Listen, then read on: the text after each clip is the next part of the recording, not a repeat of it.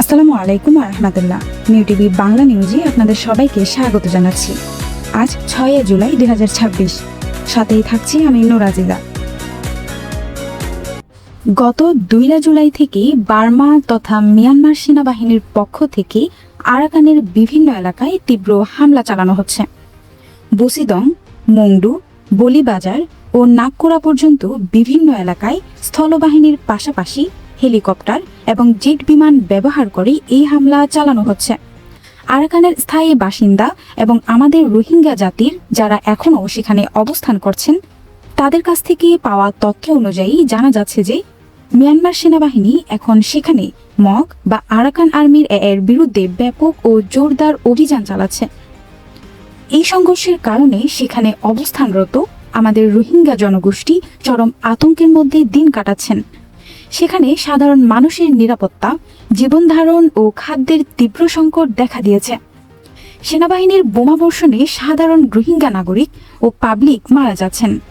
পরিস্থিতি এমন এক পর্যায়ে পৌঁছেছে যে রোহিঙ্গারা না পারছেন নিজেদের জানমাল রক্ষা করতে, না পারছেন কোথাও পালিয়ে যেতে।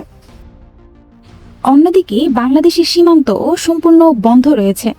আমরা আশা করি আমাদের রোহিঙ্গা জাতির এই কঠিন পরিস্থিতি নিয়ে সংশ্লিষ্ট সকলে গভীরভাবে চিন্তা ভাবনা করবেন।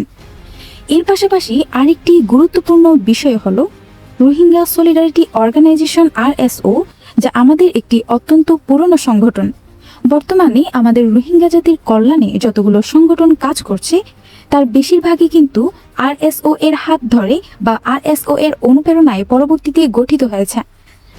আমাদের সমাজের কিছু সচেতন ও বুদ্ধিমান মানুষও মনে করেন যে রোহিঙ্গা জাতির অধিকার আদায়ের লড়াইয়ে RSO এর অবদান অনস্বীকার্য।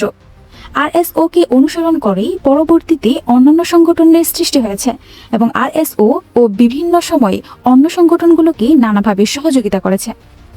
কিন্তু অত্যন্ত দুঃখের বিষয়, বর্তমানে RSO এর এই দীর্ঘদিনের সংগ্রাম ও তাদের অবদানকে প্রশ্নবিদ্ধ করার জন্য কিছু স্বার্থান্বেষী মহল এবং সন্ত্রাসী গোষ্ঠী নানামুখী ষড়যন্ত্র করছে।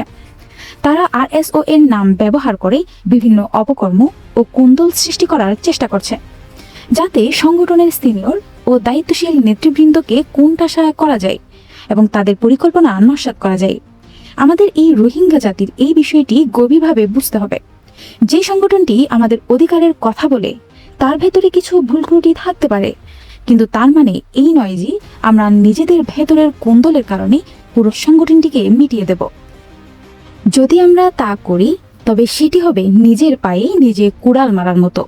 তাই আমাদের রোহিঙ্গা জাতির প্রতি আহ্বান, আমরা যেন এই ধরনের কোনো ভুল না করি এবং শত্রুর কোনো ফাঁদে বা ষড়যন্ত্রে পা না দিই। আমাদের সবাইকে ঐক্যবদ্ধভাবে কাজ করে যেতে হবে।